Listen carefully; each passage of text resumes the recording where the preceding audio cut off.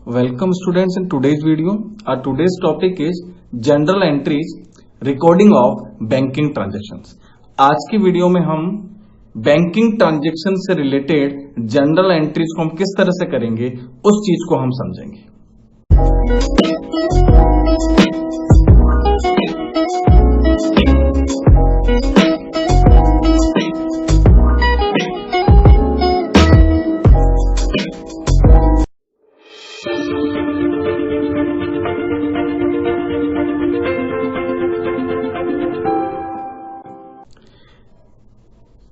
देखिए, bank entries is just like cash entries.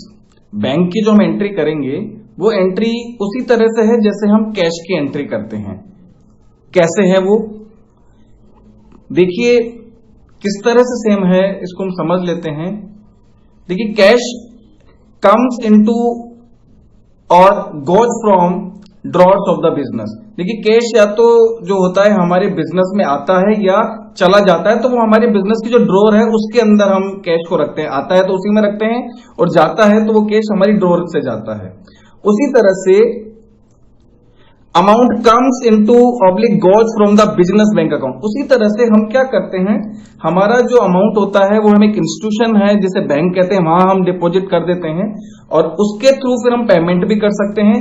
तो जब अमाउंट हमारी ड्रॉर में नहीं आके हमारे उस बैंक अकाउंट में आता है या जाता है तो वो सेम कैश की तरह ही है।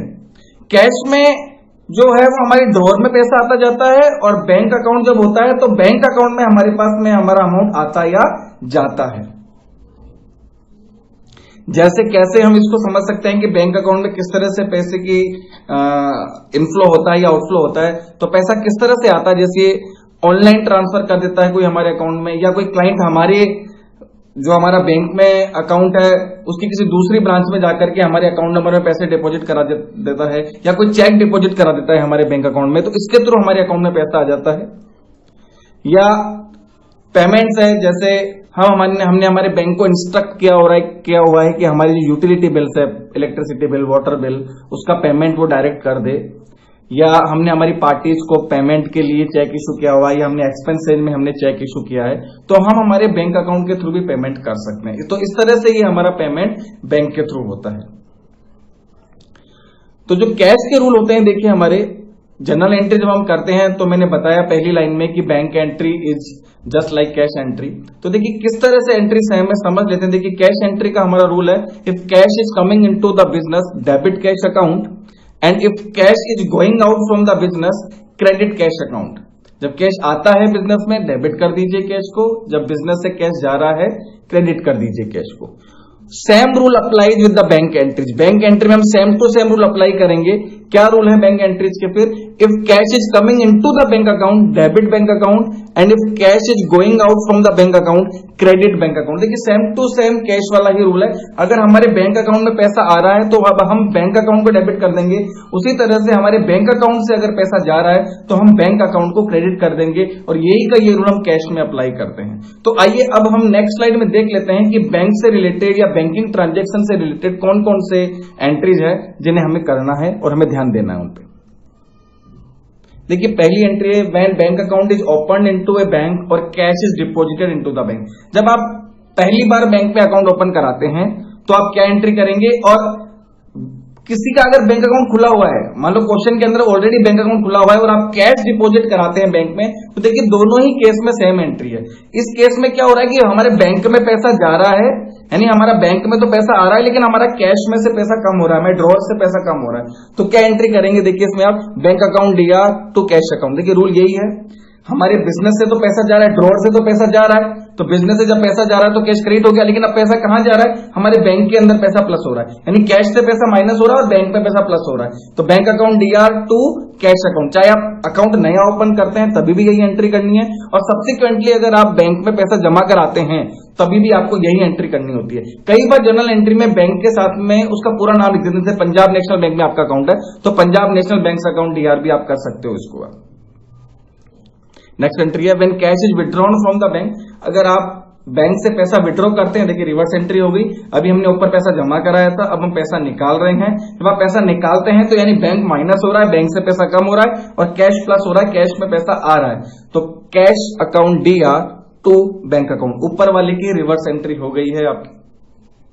नेक्स्ट ट्रांजेक्शन है when a customer directly deposits the amount in our bank account. देखिए कई बार क्या होता है, आजकल ऑनलाइन बैंकिंग का जमाना है और सभी ब्रांचेज आजकल नेटवर्क के थ्रू जुड़े हुए हैं। तो आप किसी भी बैंक के थ्रू आपका जो अकाउंट है उसके किसी भी ब्रांच के थ्रू आप अपने अकाउंट को एक्सेस कर सकते हैं।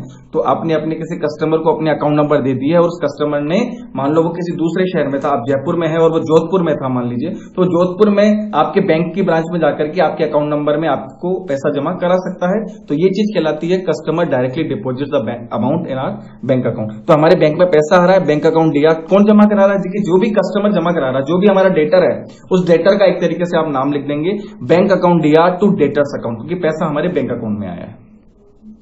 नेक्स्ट है when cheque, drafts etcetera receive from the customer and these are not deposited into the bank on the same day. देखिए कई बार क्या होता है, बैंक में ये सबसे इंपॉर्टेंट चीज है, बैंक के ट्रांजेक्शन में कई बार हमें चेक्स मिलते हैं पार्टी से या ड्राफ्ट्स मिलते हैं। तो इन चेक्स या ड्राफ्ट्स को जब आप क्या करते हो, बैंक को जमा कराते हो, तब आपके अकाउंट में पैसा आता है। पर कई बार आप सेम डे उनको बैंक में जमा नहीं करा पाते हो। मतलब जैसे आज किसी कस्टमर ने आपको शाम को चेक दिया, तो आपको एंट्री तो करनी होगी बुक्स में, क्योंकि उसने तो एक तरीके से जो चेक होता है या ड्राफ्ट होता है वो कैश के इक्विवेलेंट ही माना जाता है। तो उसने तो दे दिया, तो उस डेट पे एंट्री तो करोगे, लेकिन आपके बैंक में तो वो चेक गया नहीं है।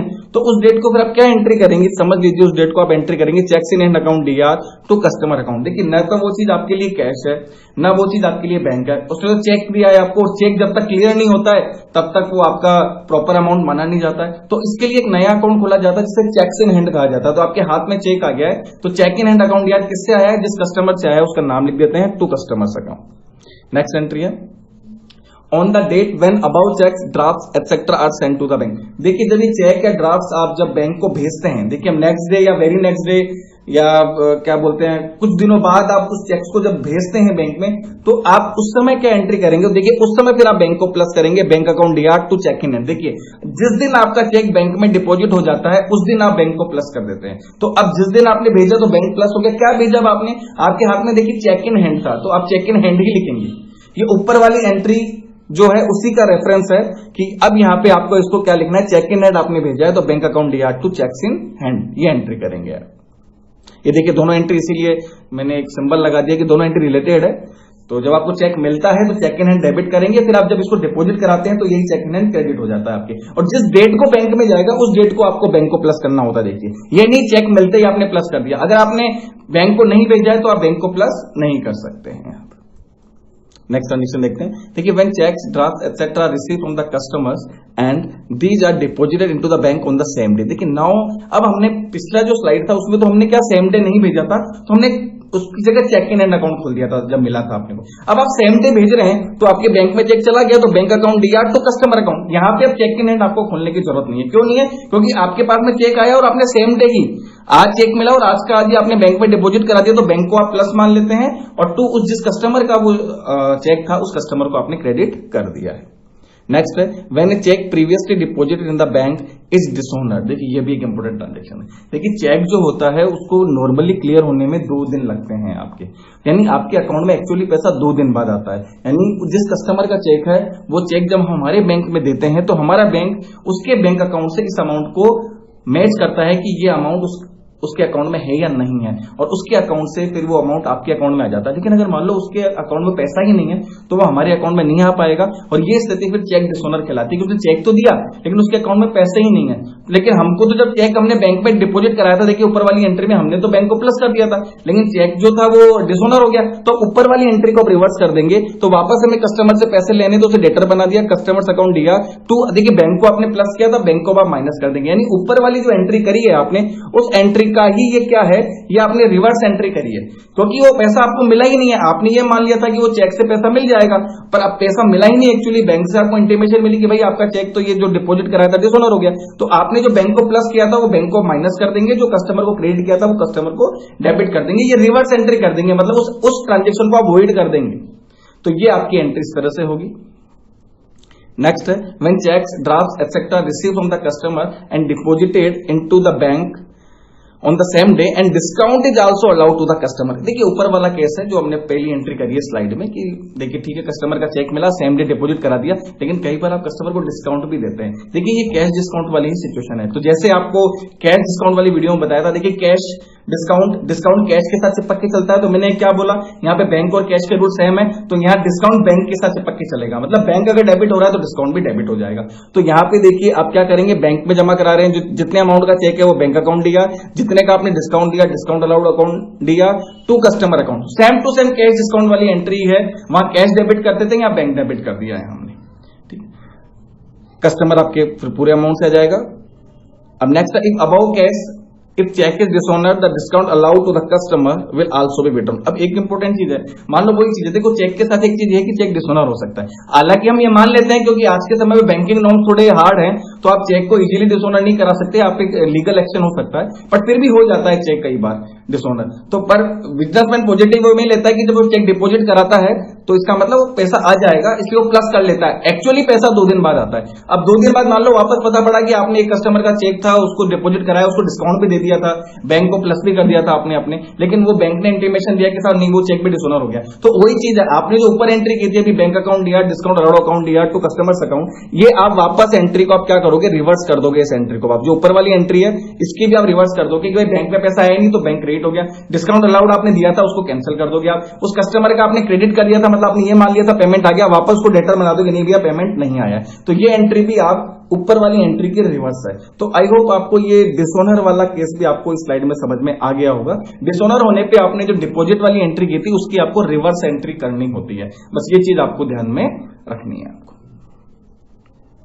नेक्स्ट ट्रांजेक्शन देखते हैं। When payment is made by issue of a cheque to creditor, देखिए जब आप क्रेडिटर को कैश में भी पैसा दे सकते हैं और आप चेक भी दे सकते हैं। तो बस जब आप चेक से देते हैं तो कहने का मतलब आपको कैश नहीं लिखना होता, चेक से पैसा पेमेंट करने पे आपको टू बैंक करना होता है। तो यहाँ पे एंट्री हो जाएगी आपकी क्रेडिटर्स अकाउंट दिया टू बैंक अकाउंट। देखिए पैसा दिया गया आपके पास से जाता है तो कैश क्रेडिट होता है, पर कैश की जगह यहाँ क्या गया, चेक गया है, तो चेक को आप बैंक लिखेंगे टू बैंक अकाउंट। उसी तरह से when expenses are paid by issue of a cheque, तो एक्सपेंसेज अकाउंट दिया टू बैंक। वही है, आपने अब कोई खर्चा मान लो सैलरी आपने बैंक चेक के थ्रू पे करिए तो सैलरीज अकाउंट दिया टू बैंक हो गया। तो जब भी आप पेमेंट चेक से करेंगे आप टू बैंक कर देंगे आप। Next when cash is withdrawn for the bank for the personal use of the proprietor, देखिए पर्सनल यूज के लिए आपका ड्रॉइंग्स अकाउंट खुलता है और आपने अब कैश में पैसा नहीं निकाला, बैंक के थ्रू पैसा निकाला, बैंक में जाकर के आपने पैसा कम कराया अपना, तो बैंक अकाउंट का बैलेंस कम होगा, तो ड्रॉइंग्स अकाउंट दिया टू बैंक अकाउंट हो जाएगा आपका यहाँ पे।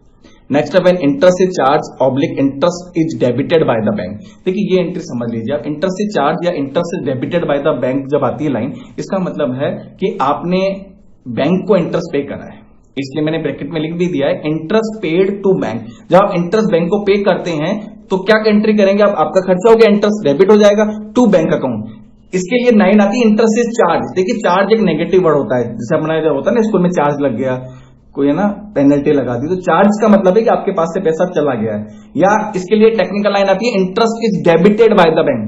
बैंक जब आपसे कोई अमाउंट वसूल करना चाहता है तो वो आपके अकाउंट को डेबिट कर देता है ये, तो इसके लिए इसका सेम मीनिंग है कि आपने बैंक को इंटरेस्ट पे करा है, यानी खर्चा है ये आपका, तो एंट्री हो गई इंटरेस्ट, खर्चे डेबिट होते हैं, पैसा बैंक अकाउंट से कटा है तो इंटरेस्ट अकाउंट दिया टू बैंक अकाउंट।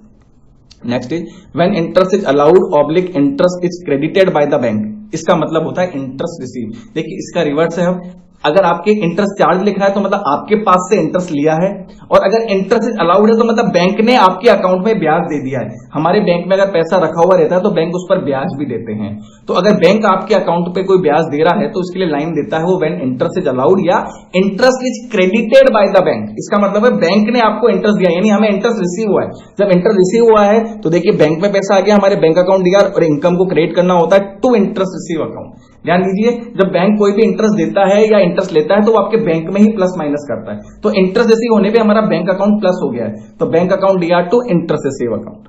नेक्स्ट है आपका when bank charges when bank charge some amount for the services rendered by the bank. देखिए कई बार बैंक कुछ चार्जेस लगा लेता है, आपने भी नोटिस किया होगा, एसएमएस चार्ज लगा लेता है कई बार, है ना, आपके आता है कि एसएमएस चार्ज है, पासबुक चार्जेज हैं, डेबिट डेबिट कार्ड चार्जेज हैं। बैंक अगर कोई भी चार्ज लगाता है तो इसका मतलब वो आपका बैंक से पैसा काट लेता है। बैंक से पैसा काटने का मतलब है कि आपका बैंक अकाउंट क्रेडिट हो जाएगा और जो खर्चा है वो डेबिट हो जाएगा, बैंक चार्जेज अकाउंट या तो बैंक हो जाएगा आपकी। तो इस तरह से देखिए ये जो रूल्स हैं वो कैश से मिलते जुलते हैं। यानी हमारा अगर बैंक में पैसा बढ़ रहा है, बैंक में प्लस हो रहा है, तो आप बैंक को डेबिट कर दीजिए, और बैंक से अगर पैसा कम हो रहा है तो आप बैंक को क्रेडिट कर दीजिए आप। बाकी रूल्स वही हैं, जो अकाउंट डेबिट होना था वो डेबिट ही होगा, जैसे ड्रॉइंग्स डेबिट होता है, इंटरेस्ट आपका खर्चा है तो डेबिट होता है, इंटरेस्ट रिसीव है तो क्रेडिट होता है, एक्सपेंसेज आप पे करते हो डेबिट होता है। तो इस तरह से ये आपको बैंक से रिलेटेड ट्रांजेक्शन की एंट्रीज आपको किस तरह से करनी है वो इस वीडियो में मैंने बताया है। आई होप आपको पूरा वीडियो समझ में आया होगा। तो आज की वीडियो में हम इतना ही लेंगे। Thank you for watching the video.